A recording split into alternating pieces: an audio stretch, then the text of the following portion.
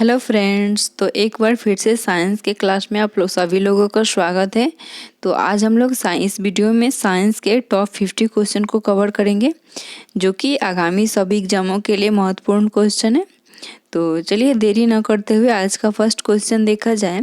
तो नेत्रदान में दाता की आँख के किस हिस्से को प्रतिरूपित किया जाता है? ऑप्शन ए है कार्निया, लेंस, रेटिना या पूरी आँख से। तो ये पोस्टर नेत्रदान में दाता की आंख के किस हिस्से को प्रतिरूपित किया जाता है? तो ये कार्निया को, इसलिए ऑप्शन जाएगा ए।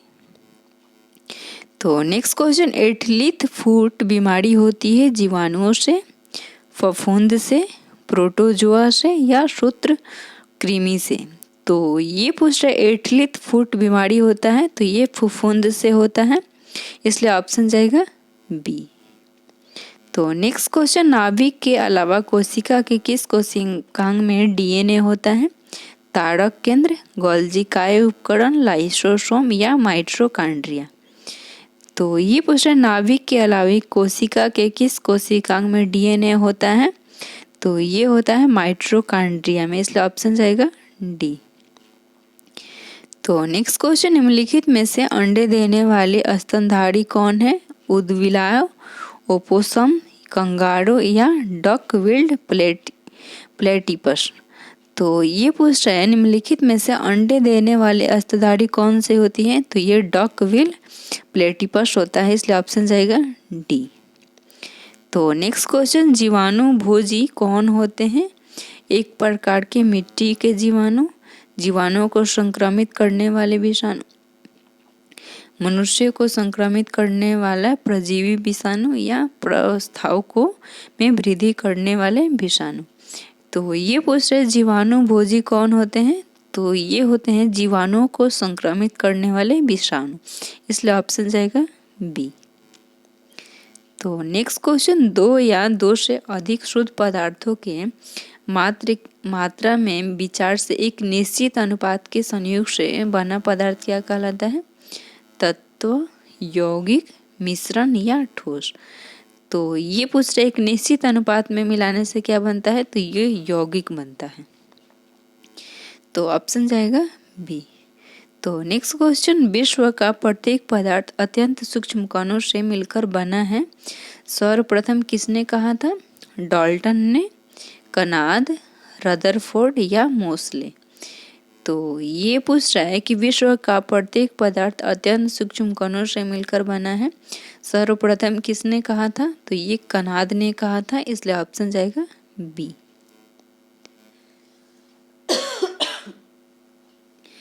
तो नेक्स्ट क्वेश्चन, एक श्वेत वर्ण सी स्त्री एक काले पुरुष से विवाह करती है, उनके 4 बच्चे होते हैं, 2 लड़के और 2 लड़कियां। किस समानुपात में वह काले होंगे? 100%, 50%, 25% या कोई नहीं? तो ये कोई भी निश्चित नहीं कर सकता, इसलिए ऑप्शन जाएगा डी। तो नेक्स्ट क्वेश्चन,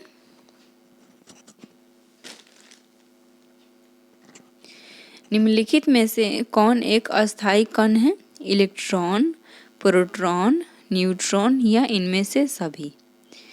तो ये पूछ रहे निम्नलिखित में से कौन एक अस्थायी कण होते हैं? तो ये होते हैं न्यूट्रॉन, इसलिए ऑप्शन जाएगा सी। तो नेक्स्ट क्वेश्चन, वह गुणसूत्र जो मनुष्य में लिंग का निर्धारण करता है उसे लिंग गुणसूत्र कहते हैं, और अन्य गुणसूत्रों को क्या कहते हैं? ये पूछ रहे हैं, तो जेफेरोसोम, बहुसूत्र, विषम सूत्र या अलिंग सूत्र? तो ये पूछ रहे वह गुणसूत्र जो मनुष्य में लिंग का निर्धारण करता है उसे लिंग गुणसूत्र कहते हैं, और जो अन्य गुणसूत्रों को क्या कहा जाता है? तो उसे अलिंग गुणसूत्र कहा जाता है, इसलिए ऑप्शन जाएगा डी। तो नेक्स्ट क्वेश्चन, अनुवांशिकी के आधारभूत इकाई जीन का सबसे पहले प्रयोगशाला में सर्वेक्षण किसने किया था? वाटसन और क्रिक ने, ग्रीगर मेंडल, आर्थर कॉर्नवर्ग या इनमें से कोई नहीं? तो ये पूछे सबसे पहले जीन का सबसे पहले प्रयोग प्रयोगशाला में किसने किया था? तो ये किया था आर्थर कॉर्नवर्ग ने, इसलिए ऑप्शन जाएगा सी। तो नेक्स्ट क्वेश्चन, आधुनिक आनुवंशिकी का जनक माना जाता है ग्रीगर मेंडल, वाटसन और क्रिक, विलियम बेंटसन या कॉर्नवर्ग। तो ये पूछ रहे हैं कि आधुनिक आनुवंशिकी का जनक किसे कहा जाता है, तो ये ग्रीगर मेंडल को कहा जाता है, इसलिए ऑप्शन जाएगा ए। तो नेक्स्ट क्वेश्चन, एक जीन का एक एंजाइम सिद्धांत किसने प्रतिपादित किया था, मेंडल, मॉर्गन, डार्विन या बीडल और टैटम।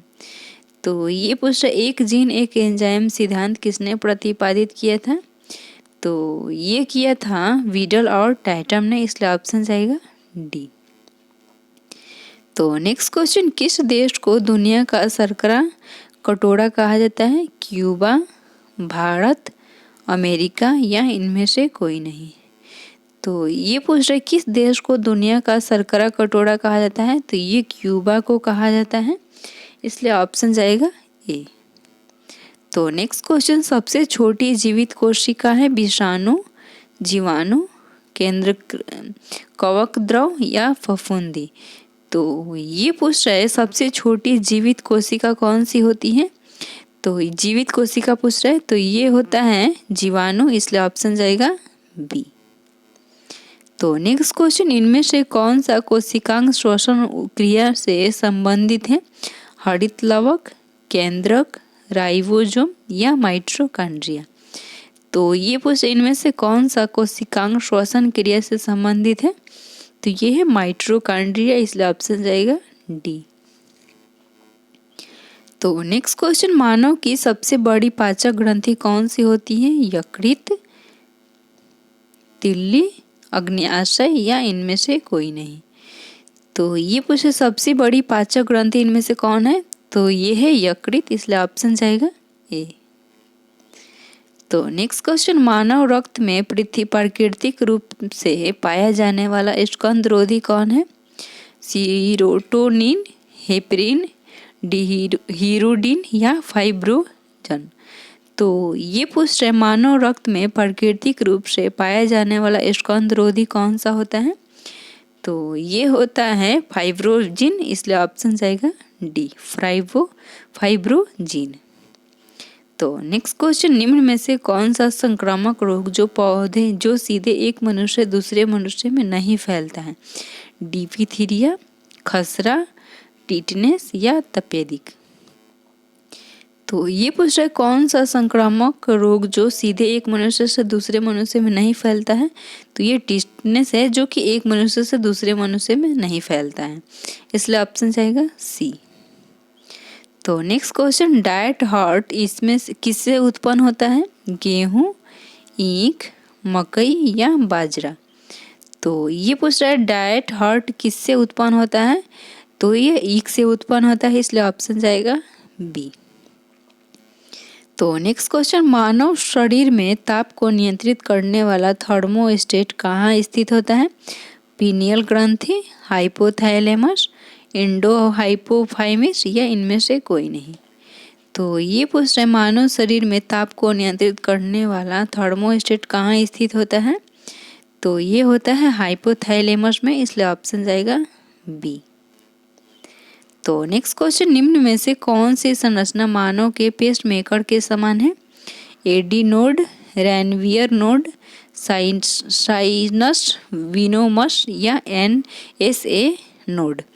तो ये पूछ रहे निम्न में से कौन सी संरचना मानव के पेसमेकर के समान है, तो ये है एसए नोड, इसलिए ऑप्शन जाएगा डी। तो नेक्स्ट क्वेश्चन, रक्त प्लाज्मा में लाल रक्त कोशिकाओं का अनुपात किससे व्यक्त किया जाता है, हीमेटोस्टेटिस, हीमेटोक्रिट, हीमोकोनिया या डिस्फ्लेक्सिया रक्त आयतन। तो ये पूछे रक्त प्लाज्मा में लाल रक्त कोशिकाओं का अनुपात किससे व्यक्त किया जाता है, तो ये हीमेटोक्रिट में किया जाता है, इसलिए ऑप्शन जाएगा बी, हीमेटोक्रिट। तो नेक्स्ट क्वेश्चन, मधुमक्खी के डंक रूपांतरण होते हैं, मेडिवल, लेग्रम, अंडनिषेचक या मैसिला। तो ये पूछ रहा है मधुमक्खी के डंक रूपांतरण है किसके, तो ये है अंड निक्षेपण का, इसलिए ऑप्शन जाएगा सी। तो नेक्स्ट क्वेश्चन, उपजाऊ मिट्टी को जब सामान्य फसल उगाने के लिए अनुकूल है, पीएच मान कितना होता है? 3, 4, 6 से 7 या 9 से 10। तो ये पूछ रहे उपजाऊ मिट्टी जो सामान्य फसल उगाने के लिए अनुकूल होता है उसका पीएच मान होता है 6 से 7, इसलिए ऑप्शन जाएगा सी। तो नेक्स्ट क्वेश्चन, नई कोशिकाओं के बनने से संबंधित मुख्य ऊतक कौन सा है?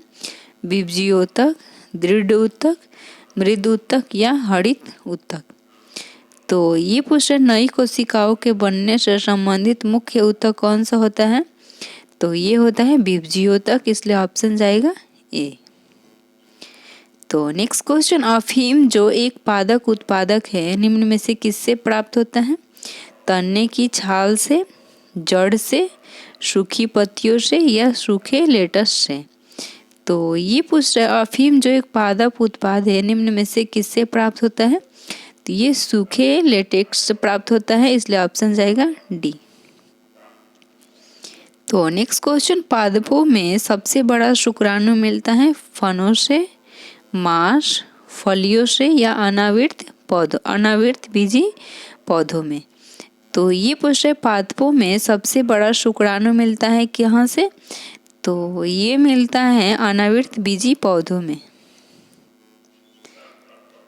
तो नेक्स्ट क्वेश्चन, आनुवंशिकता को नियंत्रित करने वाले कारकों का जीन नाम निम्नलिखित में से किस वैज्ञानिक ने दिया है? Gregor Mendel, W Johannsen, Hugo de Vries या टी.एस. मॉर्गन।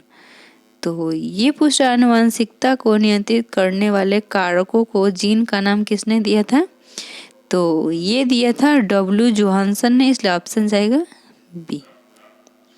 तो नेक्स्ट क्वेश्चन, सबसे पहले जीवाणुओं का शुद्ध संवर्धन प्राप्त करने वाला वैज्ञानिक कौन था? Edward Jenner, Louis Pasteur, Robert Koch या लीवेनहॉक। तो ये पूछ रहा है सबसे पहले जीवाणुओं का शुद्ध संवर्धन प्राप्त करने वाला वैज्ञानिक कौन सा है? तो ये है रॉबर्ट कोच। तो आज का क्लास हम लोग यहीं पे विराम करते हैं, फिर मिलते हैं नेक्स्ट वीडियो में।